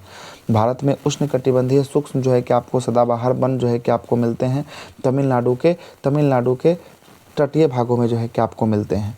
अगला बोलता है कि उष्णकटिबंधीय, भारत में उष्णकटिबंधीय वर्षा वन कहाँ पाए जाते हैं, तो उत्तर पूर्वी भारत में उष्णकटिबंधीय वर्षा वन पाए जाते हैं। और सबसे अधिक वनों वाला राज्य क्षेत्रफल के हिसाब से मध्य प्रदेश होगा, दूसरा अरुणाचल प्रदेश होगा। न्यूनतम वनों वाला राज्य जो है कि आपको क्षेत्रफल और प्रतिशत दोनों में हरियाणा जो है कि आपको होगा। सबसे अधिक वनों वाला राज्य प्रतिशत में मिजोरम में सबसे अधिक होगा, दूसरा स्थान पर अंडमान निकोबार होगा। और सर्वाधिक जो है कि सागौन के जंगल जो है कि पाए जाते हैं मध्य प्रदेश में पाए जाते हैं। गंगा डेल्टा वन के क्षेत्र को कहलाता है सुंदरवन का डेल्टा क्षेत्र कहते हैं। सुंदरवन फैला हुआ है भारत के पश्चिम बंगाल और बांग्लादेश में फैला हुआ है। आगे बोलता है कि सुंदरवन को यूनेस्को के विश्व विरासत सूची में कब शामिल किया गया था, 1987 ईस्वी में सुंदरवन को शामिल किया गया था। और सुंदरवन जो है कि प्रसिद्ध है मैंग्रोव वनस्पति के लिए जो है कि आपको प्रसिद्ध है। और यहीं पर मिलता है रॉयल बंगाल टाइगर जो है कि आपको सुंदरवन के वनों में देखने को मिलता है। कोरिंगा मैंग्रोव स्थल कहाँ पे है, आंध्र प्रदेश में। बहुत अच्छा सवाल है। कोरिंगा मैंग्रोव कहाँ पे, आंध्र प्रदेश में होगा। बाढ़ रोकने के लिए उत्तम विधि क्या है, वनारोपण को कीजिएगा तो बाढ़ क्या होगा, बाढ़ जो है कि आपको रुकेगा, नहीं कीजिएगा बाढ़ आएगा, क्योंकि मिट्टी का क्या कर देगा, कटाव जो है कि आपको कर देगा। अगला क्या बोलता है कि भारत देश में राष्ट्रीय वन नीति 1952 द्वारा निर्धारित वनों का 52 में आया था। 88 में जो है कि प्रतिपादन किया गया कि 88 में बोला गया कि कितना % भौगोलिक क्षेत्र पर वन चाहिए, 33% पर जो है कि आपको वन चाहिए।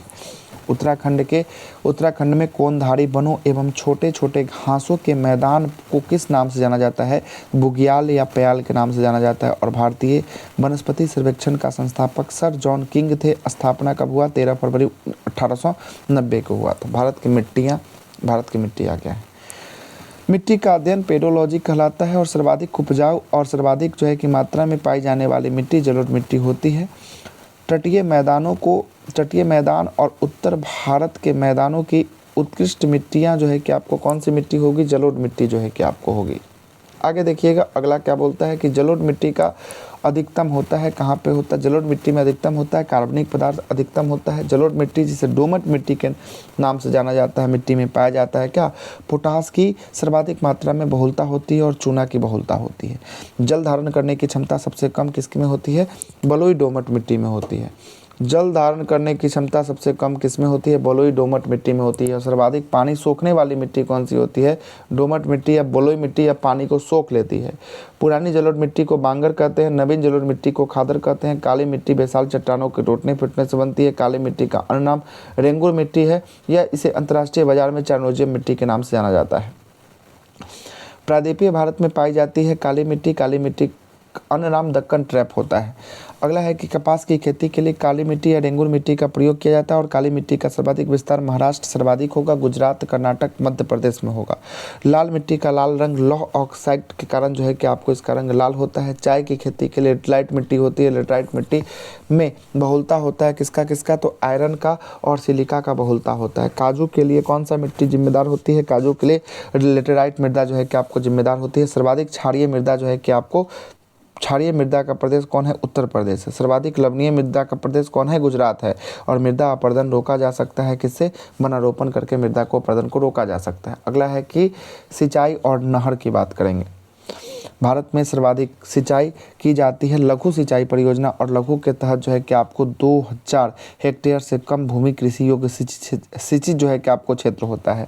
देश में सिंचाई का मुख्य साधन क्या है, नलकूप है। नलकूपों की सर्वाधिक संख्या उत्तर प्रदेश में है। फरक्का सिंचाई परियोजना ये पश्चिम बंगाल में होगा। ऑलरेडी क्वेश्चन पूछा जा चुका है किसमें, या ड्राइवर के एग्जाम में पूछा जा चुका है।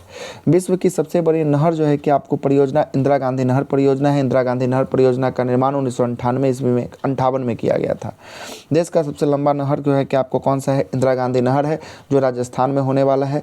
और अगला क्या बोलता है, अगला बोलता है कि राजस्थान नहर जल प्राप्त करता है सतलज, ब्यास और रावी नदी से जल को प्राप्त करता है। इंदिरा गांधी नहर का उद्गम स्थान पंजाब के सतलज एवं ब्यास नदियों के संगम पर जो है कि आपको हरिका बैराज से जो है कि आपको होता है। और सलोमिम जो है कि आपको जलाशय कहाँ है, सलोमिम जलाशय जो है कि आपको कहाँ पर देखने को मिलेगा, यह गोवा में जो है कि आपको देखने को मिलने वाला है, गोवा में। आगे देखिएगा अगला है भारत की क्या है, भारत की कृषियाँ अगला टॉपिक है। आइएगा क्या बोलता है, बोल रहा है भारत में कितने प्रतिशत कितने जो है कि आपको जनसंख्या कृषि कार्यों में संलग्न है, तो 2/3 मतलब 66% जनसंख्या जो अपना देश का है ना, वो किस में लगा हुआ है, कृषि क्षेत्रों में लगा हुआ है। आगे देखिएगा, अगला बोलता है कि मानसून का जुआ किसे कहा जाता है, भारतीय कृषि को कहा जाता है। और भारतीय कृषि के इतिहास पुस्तक किसके द्वारा लिखा गया है, तो एस.एस. रंधावा के द्वारा लिखा गया। भारतीय कृषि का इतिहास एस.एस. रंधावा के द्वारा यह लिखा गया है। आगे चलते हैं, अगला क्या बोलता है कि देश में प्रथम कृषि विश्वविद्यालय की स्थापना जो है कि 1960 में पंतनगर में जो है कि आपको किया गया। तत्कालीन उस समय में कहाँ था, उस समय में जो है कि आपको था पंतनगर, उस समय भी जो है कि आपको था कहाँ पे, उत्तर प्रदेश में जो है कि आपको था, अभी उत्तराखंड में होगा पंतनगर। आगे चलते हैं, देश के प्रथम कृषि विश्वविद्यालय का नाम गोविंद वल्लभ पंत कृषि प्रौद्योगिकी विश्वविद्यालय जो वर्तमान में उत्तराखंड में है। और भारतीय कृषि अनुसंधान परिषद की स्थापना ICAR की स्थापना 1929 में 23 मई को होता है। और मुख्यालय कहाँ है, इसका मुख्यालय नई दिल्ली में स्थित होगा।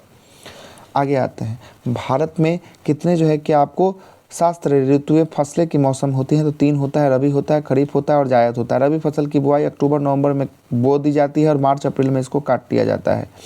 खरीफ फसल को बोया जाता है, जून जुलाई में बो दिया जाता है और नवंबर दिसंबर में इसको काट लिया जाता है। और रबी फसल में गेहूँ गेहूँ जो है कि आपको चना, जौ, मटर, सरसों, मसूर, आलू इत्यादि होता है। जबकि खरीफ फसल में धान, गन्ना, तिलहन, ज्वार, बाजरा, मक्का और अरहर होता है। प्रमुख जायद फसल में मूंग, उड़द, तरबूज, खरबूज, खीरा, ककड़ी, लौकी, करेला इत्यादि होता है। जायद फसल उगाई जाती है रबी और खरीफ फसलों के मध्य में जायद फसल उगाई जाती है। जायद की फसल का मौसम होता है अप्रैल से लेकर जून तक का। प्रमुख जो है कि नकदी फसल गन्ना होता है, कपास होता है, जूट होता है, तंबाकू, कॉफ़ी, चाय, रबर इत्यादि। चावल की खेती के लिए उपयुक्त जलवायु, कैसी जलवायु चाहिए, उष्णकटिबंधीय जलवायु चाहिए। रबर की खेती के लिए भूमध्य सागरीय जो है कि आपको जलवायु चाहिए। भारत में हरित क्रांति का जनक जो है कि आपको माना जाता है MS स्वामीनाथन को माना जाता है। और भारत में हरित क्रांति का शुरुआत 1967-68 में शुरू किया गया था। और विश्व में हरित क्रांति का जनक किसको, नॉर्मन ई बोरलॉग को माना जाता है, जो अमेरिका का था। हरित क्रांति का शब्द जो है कि आपको संबंध गेहूं और चावल के उत्पादन में वृद्धि से था। और हरियाली योजना जो है कि आपको जल प्रबंधन से है। अगला है कि झूम की खेती जो है कि आपको उत्तर पूर्वी भारत में झूम की खेती जो है कि आपको की जाती है। अगला देखिएगा, भारत का उद्योग की बात करेंगे। सबसे पुराना तेल भंडार क्षेत्र डिगबोई असम में होगा। भारत में सर्वप्रथम तेल शोधक परी जो है कि आपको श्रवण संयंत्र जो है कि आपको कहाँ पे स्थापित किया गया है, डिगबोई असम में किया गया 1901 में। देश का पहला लौह इस्पात का कारखाना कहाँ पे, 1874 में कुल्टी नामक स्थान जो है कि आपको पश्चिम बंगाल में लगाया गया था। Tata iron and steel company TISCO की स्थापना 1907 में जमशेदपुर टाटा के द्वारा साक्षी नामक स्थान पर स्वर्णरेखा नदी के किनारे किया गया था। बोकारो स्टील प्लांट की स्थापना 1964 ईस्वी में सोवियत संघ के सहयोग से झारखंड में किया गया था। दुर्गापुर इस्पात संयंत्र की स्थापना 1956 ईस्वी में ब्रिटेन के सहयोग से किया गया था और वर्धमान पश्चिम बंगाल में होने वाला है। राउरकेला इस्पात संयंत्र की स्थापना 1959 ईस्वी में जर्मनी के सहयोग से उड़ीसा में जो है कि आपको किया गया था। और भिलाई इस्पात संयंत्र की स्थापना 1955 ईस्वी में सोवियत संघ रूस के सहायता से छत्तीसगढ़ में किया गया था। Steel authority of India limited की स्थापना 24 जो है कि आपको जनवरी 1973 को जो है कि आपको किया गया था। और भद्रावती लौह इस्पात कारखाना कहाँ पे है, कर्नाटक में है। कर्नाटक में जो है कि आपको होगा भद्रावती। आगे चलते हैं, विश्वेश्वरैया लौह एवं इस्पात जो है कि आपको लिमिटेड स्थित है शिवमोगा जिला कर्नाटक में स्थित होगा। और भारत की पहली सीमेंट फैक्ट्री जो है कि आपको कहाँ पे, चेन्नई में स्थापित किया गया था।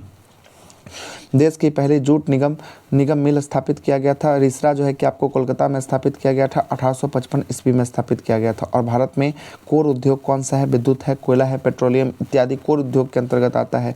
और सूती वस्त्र का पहला मिल 1818 में फोर्ट ग्लास्टर कोलकाता में खोला गया, जो असफल रहा था। लेकिन सूती वस्त्र की राजधानी किसको कहा जाता है, मुंबई को। सूती वस्त्र का पहला सफल कारखाना कहाँ पे, मुंबई में खोला गया था। उत्तर भारत का मैनचेस्टर कानपुर, दक्षिण भारत का मैनचेस्टर कोयम्बटूर, भारत का बोस्टन को अहमदाबाद को कहा जाता है। और सोने का रेशा जो है कि किसको कहा जाता है, जूट को, गोल्डन फाइबर जूट को कहा जाता है। राष्ट्रीय उद्यान और अभ्यारण्य, भारत का प्रथम राष्ट्रीय उद्यान जिम कॉर्बेट नेशनल पार्क है, जो उत्तराखंड में स्थित होगा। जिम कॉर्बेट नेशनल पार्क है ना, की स्थापना 1936 में, इसका पुराना नाम क्या था, हैली नेशनल पार्क था। भारत का सबसे बड़ा राष्ट्रीय उद्यान कौन हो जाएगा, हेमिस राष्ट्रीय उद्यान हो जाएगा, जो लद्दाख में स्थित हो जाएगा। और भारत की जो है कि आपको सर्वप्रथम वन्यजीव अभ्यारण्य जो है कि आपको वन्यजीव अभ्यारण्य परियोजना कौन सा है? प्रोजेक्ट टाइगर है। और प्रोजेक्ट टाइगर की शुरुआत 1973 में 1 अप्रैल से जो है कि प्रोजेक्ट टाइगर की क्या होती है? शुरुआत होती है। टाइगर स्टेट मध्य प्रदेश को कहा जाता है। सबसे अधिक मध्य प्रदेश में टाइगरों की संख्या है। और बिहार में याद रखिएगा, बिहार में टाइगर है 54। आगे आते हैं, भारत का सबसे बड़ा टाइगर रिजर्व जो है कि आपको कौन सा है? नागार्जुन सागर स्लैम जो है कि आंध्र प्रदेश का होगा। आगे आते हैं, अगला है कि आपका tiger man of India Kailash Sankhla को कहा जाता है। Bird of man of India Salim Ali को कहा जाता है। सलीम अली राष्ट्रीय उद्यान कहाँ है? श्रीनगर में है। ताडोब जो है कि बाघ आरक्षित क्षेत्र जो है कि आपको महाराष्ट्र में है। शिवालिक हाथी क्षेत्र उत्तराखंड में है। रणथंभौर चीता शरण स्थल राजस्थान में है। और वेदांत जो है कि थंगल पक्षी अभ्यारण्य तमिलनाडु में है। भारतीय वन्यजीव संस्थान देहरादून में है। भारतीय वन अनुसंधान संस्थान देहरादून में है। और फॉरेस्ट सर्वे ऑफ इंडिया का मुख्यालय देहरादून में है। जीवास नेशनल पार्क मांडला मध्य प्रदेश में होगा। राष्ट्रीय प्राणी उद्यान जो है कि आपको नई दिल्ली में है। नेशनल बोर्ड जो है कि आपको फॉसिल्स पार्क जो है कि आपको जैसलमेर राजस्थान में होगा। सबसे अधिक राष्ट्रीय उद्यान वाला राज्य कौन सा होगा? मध्य प्रदेश होगा। और भारत का प्रथम तितली उद्यान ये बनेरघट्टा जैविक उद्यान जो है कि आपको बेंगलोर में होगा। रणथंभौर वन जो है कि आपको प्रणाली अभ्यारण्य प्रसिद्ध है, टाइगरों के लिए प्रसिद्ध है। और एक सींग वाला गेंडा के लिए जो है कि प्रसिद्ध है काजीरंगा राष्ट्रीय उद्यान असम का। आगे चलते हैं, एशियाई शेरों के लिए प्रसिद्ध गिर का वन जो है कि स्थित है कहाँ पे? गिर गुजरात में होगा। और सफ़ेद बाघ के लिए प्रसिद्ध है नंदनकानन अभ्यारण्य। कहाँ का सफ़ेद बाघ? यह जो है कि आपको होगा भुवनेश्वर उड़ीसा का होगा। भैरादेव जो है कि आपको डकाव वन क्षेत्र कहाँ पे स्थित है? भैरादेव यह राजस्थान के अलवर जिला में जो है कि आपको स्थित होगा सरिस्का टाइगर रिजर्व में। और भारतीय वन्यजीव सुरक्षा अधिनियम कब आया था? वन्यजीव अधिनियम आया था 1972 में। और बाघ जो है कि बाघ संरक्षण प्राधिकरण की स्थापना 1973 में किया गया था। भारत का सबसे बड़ा जो है कि आपको वनस्पति उद्यान कोलकाता में है। वनस्पति उद्यान कहाँ है? कोलकाता में है। नागरहोल राष्ट्रीय उद्यान कर्नाटक का परिवर्तित नाम किसके नाम पर? राजीव गांधी राष्ट्रीय उद्यान के नाम पर रखा गया है। और हिम तेंदुआ पाया जाता है सिक्किम में। भारत में जैव मंडल आरक्षित क्षेत्र बायोस्फीयर रिजर्व क्षेत्रों की संख्या कितनी है? 18 है। जैव मंडल आरक्षित क्षेत्रों की संख्या 18 है। और भारतीय प्राणी सर्वेक्षण का मुख्यालय जो है कि आपको कहाँ पे? कोलकाता में देखने को मिलेगा। भारत का बंदरगाह की बात करेंगे।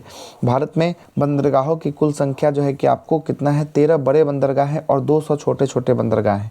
बड़े बंदरगाह और बड़े और प्रमुख बंदरगाहों का प्रबंधन केंद्र सरकार करता है, जबकि छोटे बंदरगाहों का प्रबंधन राज्य सरकार करता है। सर्वाधिक बंदरगाह जो है कि आपको महाराष्ट्र में है। और देश का सबसे बड़ा बंदरगाह बम्बई बंदरगाह हो जाएगा। भारत का सबसे बड़ा कृत्रिम बंदरगाह और आधुनिक बंदरगाह नाहवा सेवा बंदरगाह हो जाएगा, जिसका अन्य नाम जवाहरलाल नेहरू पोर्ट जो है कि आपको ट्रस्ट मुंबई में होगा। आगे आते हैं, सबसे बड़ा कंटेनर बंदरगाह नाहवा सेवा बंदरगाह हो जाएगा। और भारत का सबसे गहरा एवं सर्वश्रेष्ठ प्राकृतिक बंदरगाह विशाखापट्टनम बंदरगाह जो है कि आपको हो जाएगा। अगला बोलता है कि गुजरात स्थित कांडला बंदरगाह ज्वारीय बंदरगाह है। और कांडला बंदरगाह का नया नाम क्या होगा? दीनदयाल उपाध्याय बंदरगाह हो जाएगा। 2005 में विशेष आर्थिक क्षेत्र घोषित किया गया था। किसको? कांडला बंदरगाह को घोषित किया गया था। और भारत का प्राचीन कृत्रिम बंदरगाह चेन्नई होगा। और गुजरात के दहेज रासायनिक बंदरगाह का उदाहरण है। सबसे दक्षिणतम जो है कि आपको बंदरगाह कौन सा हो जाएगा? तूतीकोरिन बंदरगाह सबसे दक्षिणतम बंदरगाह हो जाएगा। और तूतीकोरिन कहाँ पे? तमिलनाडु में स्थित हो जाएगा। तूतीकोरिन बंदरगाह का नया नाम ओबी आर चिदम्बरम जो है कि आपको चिदम्बनार बंदरगाह जो है कि आपको होगा। और भारत का पहला निगमीकृत बंदरगाह जो है कि आपको कौन सा? इंदौर बंदरगाह होगा। और इंदौर बंदरगाह का नया नाम क्या हो जाएगा? कामराज बंदरगाह जो तमिलनाडु में स्थित होगा। अरब सागर की रानी किसे कहा जाता है? केरल राज्य को स्थित जो है कि आपको कोचिन बंदरगाह को अरब सागर की रानी कहा जाता है। भारत का सबसे बड़ा निजी बंदरगाह मुद्रा बंदरगाह जो है कि आपको कहाँ पर? गुजरात में होगा। भारत का सबसे नवीनतम 13वां बंदरगाह पोर्ट ब्लेयर बंदरगाह जो है कि आपको सबसे नवीनतम होगा। और पोर्ट ब्लेयर है कहाँ पे? अंडमान निकोबार द्वीप समूह में जो है कि आपको होगा पोर्ट ब्लेयर बंदरगाह होगा। भारत का एकमात्र नदी बंदरगाह जो है कि आपको कौन सा होगा? कोलकाता बंदरगाह जो होगा आपका हुगली नदी के पर होगा। आगे चलते हैं, कोलकाता बंदरगाह का नया नाम डॉक्टर श्यामा प्रसाद मुखर्जी जो है कि आपको बंदरगाह होने वाला है। मारबा गांव गोवा में जो है कि आपको स्थित बंदरगाह है, जो जुआरी नदी के मुहाने पर स्थित होगा। और न्यू मंगलूर बंदरगाह जो है कि आपको कर्नाटक में स्थित होगा। और पारादीप बंदरगाह की बात करेंगे, यह कहाँ पे? उड़ीसा में जो है कि आपको होगा पारादीप बंदरगाह। आगे चलिएगा। अगला क्या बोलता है कि सभी बंदरगाहों को आपस में जोड़ने और विकसित करने के लिए केंद्र सरकार ने एक परियोजना को चलाता है। उस परियोजना का क्या नाम होता है? उस परियोजना का नाम होता है सागर माला परियोजना। भारत की जनजाति, भारत की सबसे बड़ी जनजाति भील है। बी से भील है ना, VGS बताए थे, भील है, उसके बाद जो है कि गोंड है, उसके बाद संथाल है। BGS ये पहला, दूसरा और तीसरा हो जाएगा। भील की बात करेंगे, यह जो है कि प्रोटो ऑस्ट्रेलियाई प्रजातियों से जो है कि आपको होगा, जबकि भारत की दूसरी सबसे बड़ी जनजाति गोंड है और टोडा जनजाति ये नीलगिरी पर निवास करने वाली जनजाति जो है कि आपको होगा। और नीलगिरी पर्वत कहाँ पे? तमिलनाडु में होगा। बहुपति विवाह के लिए प्रचलित है कौन? टोडा जनजाति जो है कि आपको प्रचलित है। और अगला बोलता है कि द्रविडियन प्रजाति के द्रविडियन जो है कि आपको प्रजाति संकेंद्रित है, दक्षिण भारत में जो है कि आपको संकेंद्रित होगा। दीपावली को शोक के तौर पर कौन सा जनजाति मनाता है? उत्तराखंड में और उत्तर प्रदेश में थारू जनजाति जो है कि आपको शोक के तौर पर मनाता है। संथाल निवास करते हैं पूर्वी भारत, बिहार, बंगाल, त्रिपुरा, झारखंड और उड़ीसा में संथाल निवास करते हैं। संथालों में विवाह को कहा जाता है, संथालों में जो विवाह होता है उसे कहा जाता है बुपला कहा जाता है। अगला है कि गद्दी जनजाति हिमाचल प्रदेश में, बोडो जनजाति जो है कि आपको बोडो जनजाति निवास करती है, उत्तर पूर्वी गारो पहाड़ी पर निवास करती है। और सहारिया जनजाति जो है कि राजस्थान के 12 जिला में निवास करती है। और भारत का सबसे आर्द्र जनजाति कौन है? आर्द्र जनजाति जारवा जनजाति हो जाएगा। और जारवा जनजाति कहाँ निवास करती है? अंडमान निकोबार द्वीप समूह में जो है कि आपको निवास करती है। गारो खासी जयंतिया नामक जनजाति पूर्वोत्तर भारत में मेघालय में निवास करती है। और सरहुल महोत्सव की बात करेंगे, यह कहाँ पर? झारखंड में होता है। सरहुल के उड़ाव, सरहुल महोत्सव जो है कि झारखंड में, और झारखंड में उड़ाव मुंडा हो जनजाति जो है कि आपको निवास करती है। लेप्चा जनजाति सिक्किम में निवास करती है। भूटिया जो है कि आपको ऋतु प्रवास मतलब ऋतु के बदलने से ये भी जनजाति अपना आवास को बदल देती है। ये कहाँ पे? कौन सी जनजाति? भूटिया। मोपला जनजाति जो है कि मालाबार तट केरल में निवास करती है। और गुज्जर जनजाति निवास करती है जम्मू कश्मीर और हिमाचल प्रदेश में। अगला है कि खाड़िया जनजाति पाई जाती है झारखंड में, और सिद्धि जनजाति पाई जाती है गुजरात में। गद्दी जनजाति लोग निवास करते हैं हिमाचल प्रदेश में जो है कि आपको निवास किया जाता है। और सबसे कम अनुसूचित जनजाति मतलब ST वाला है ना राज्य जनसंख्या के आधार पे पंजाब होता है। और न्यूनतम अनुसूचित जनजाति वाला केंद्र शासित प्रदेश जनसंख्या के आधार पे पुडुचेरी होता है। विविध आ गया। दादर नगर हवेली दमन एवं दीप का विलय कब हुआ था? 26 जनवरी 2020 को दोनों का विलय जो है कि आपको कर दिया गया था।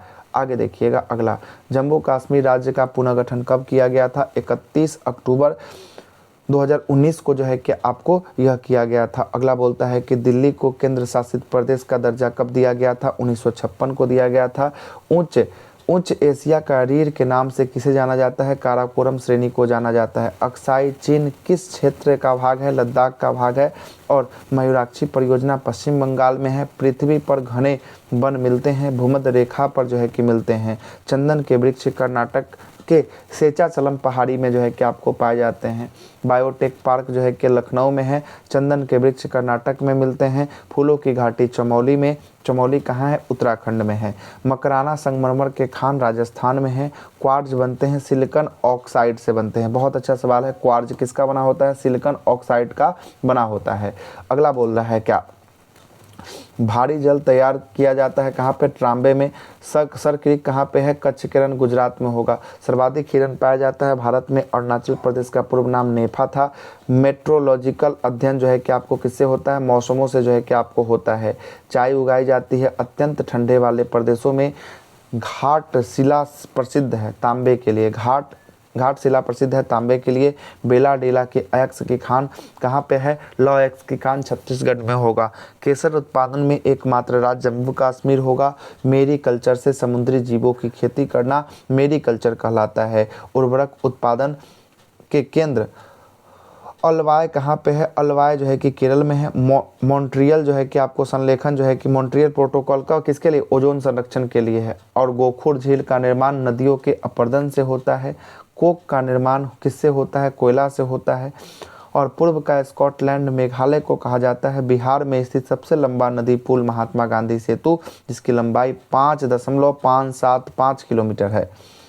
गोंडवाना कोयला क्षेत्र मध्य प्रदेश में है। मैंग्रोव वनस्पति सुंदरबन में पाया जाता है और तिरुपति स्थित है। शेषाचलम की पहाड़ी पर जो है कि आपको स्थित होगा तिरुपति। नेतरहाट स्थित है झारखंड के लातेहार जिला में। और तलचर प्रसिद्ध है कोयला के लिए जो है कि आपको प्रसिद्ध होगा। सबरीमाला जो है कि आपको स्थित है केरल में। और समुद्री उत्पादनों का सबसे बड़ा उत्पादक केरल है। अगला है कपास उत्पादन में अग्रणी राज्य गुजरात है। इलायची या काजू का सबसे बड़ा उत्पादन राज्य केरल है। लाल मिर्ची का सबसे बड़ा उत्पादक राज्य जो है कि आपको कौन है, आंध्र प्रदेश है। अगला है कि आपका भारत की प्रमुख खाद्य फसल कौन है, चावल है। और सबसे अधिक कहवा होते हैं कर्नाटक में। चावल का कटोरा छत्तीसगढ़ को कहा जाता है। और भारत में सर्वाधिक मात्रा में किस रेशम का उत्पादन होता है, तो मलबरी रेशम का उत्पादन होता है। अब यहाँ से देखिए, यहाँ से भारतीय संविधान आ गया। यहाँ से एक अलग जो है कि सेपरेट वीडियो जो है कि आपको बनाएंगे, किसका, भारतीय संविधान का बनाएंगे। और वो एक पार्ट में पूरा का पूरा जो है कि सेपरेट वीडियो में भारतीय संविधान को हम लोग क्या कर देंगे, खत्म जो है कि आपको कर देंगे। तो मिलेंगे अगले सीरीज में अगले सेशन के साथ। तब तक के लिए इतना ही। अगर वीडियो अच्छा लग रहा हो तो लाइक शेयर सब्सक्राइब जरूर कीजिएगा और अपने दोस्त के साथ शेयर कर दीजिएगा, जिससे उसको भी थोड़ा सा लाभ मिल जाए। एग्जाम का बहुत कम दिन बचा हुआ है। रोज एक मैराथन जो है कि सीरीज आएगा और बहुत जल्द आपका साइंस के सीरीज को भी करवा देंगे। एक बार कमेंट बॉक्स में छाप दीजिएगा कि आपको साइंस चाहिए, तो साइंस का सीरीज की भी शुरुआत करेंगे। तो चलिए इसी के साथ सेशन की एंड करते हैं। तब तक के लिए सभी को जय हिंद, धन्यवाद सभी को।